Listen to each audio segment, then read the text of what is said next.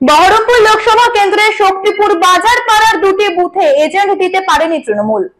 142 ও 143 নম্বর বুথে এজেন্ট দিতে না পারায় বিধায়ক হুমায়ুন কবিরের বিরুদ্ধে অভিযোগ তুলেছেন স্থানীয় তৃণমূল নেতৃত্ব। আর এই ঘটনায় বিধায়কের প্রতিক্রিয়া শুনুন।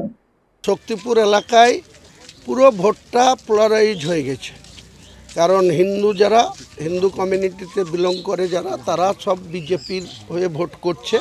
তারা এতদিন অধীর চৌধুরীর শেল্টারে ছিল, অধীর চৌধুরীর সঙ্গে সব ফ্যাসিলিটি নিত, অধীর চৌধুরীকে কিছু কিছু মানুষ ভোট দিত এমপি ভোট আসলে, আর বাকি অন্য টাইমে তারা বিজেপি করত, কেউ সিপিএম করত, যারা হিন্দু কমিউনিটির লোক।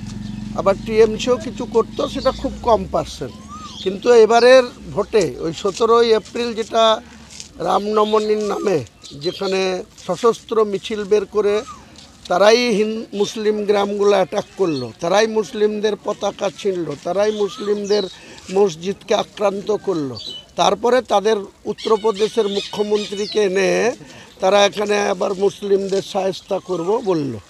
তার পাল্টা বলা হয়েছে, তার জন্য তাদের চরম গোসা হয়েছে। কাজে সেই গোসা থেকে তারা প্রত্যেকটা হিন্দু গ্রামে সমাজগতভাবে তারা বলছে ইউসুফ পাঠান যেহেতু মুসলিম, ইউসুফ পাঠানের হয়ে তৃণমূলের কোনো এজেন্ট বসতে দেবে না। কিন্তু ইউসুফ পাঠানের নেত্রী যে হিন্দু মমতা ব্যানার্জি, তার নেতা যে অভিষেক ব্যানার্জি, সেটা তারা ভুলেই গিয়েছে, সেটা তারা চেপে রাখতে চাইছে। তারা বলছে ইউসুফ পাঠান মুসলিম। তাই তো আমরাও বলছি যে 1952 সাল থেকে বহরমপুর লোকসভায় ত্রিদীপ চৌধুরী, ননীগোপাল ভট্টাচার্য, অতীশ সিনহা, প্রমথেশ মুখার্জি, অধীর চৌধুরী 25 বছরে সবাই হিন্দু এমপি হওয়ার শখ আছে।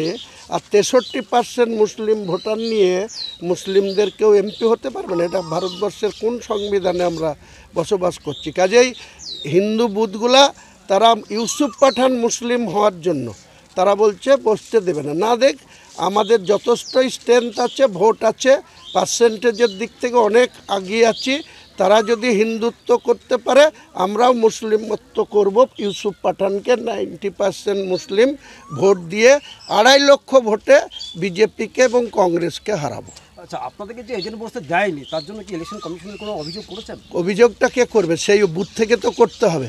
তাদেরকে থ্রেট করছে যে তোমরা কেউ অধীরের বিরুদ্ধে কথা বললে বা নির্মল শাহর বিরুদ্ধে কথা বললে তোমাদেরকে গ্রাম থেকে তাড়িয়ে দেওয়া হবে। তাদের কত রিক্সে যাওয়ার কি দরকার? তাদেরকে বলেছি ওরা যা করছে করতে দাও, আমাদের কাজ আমরা করি।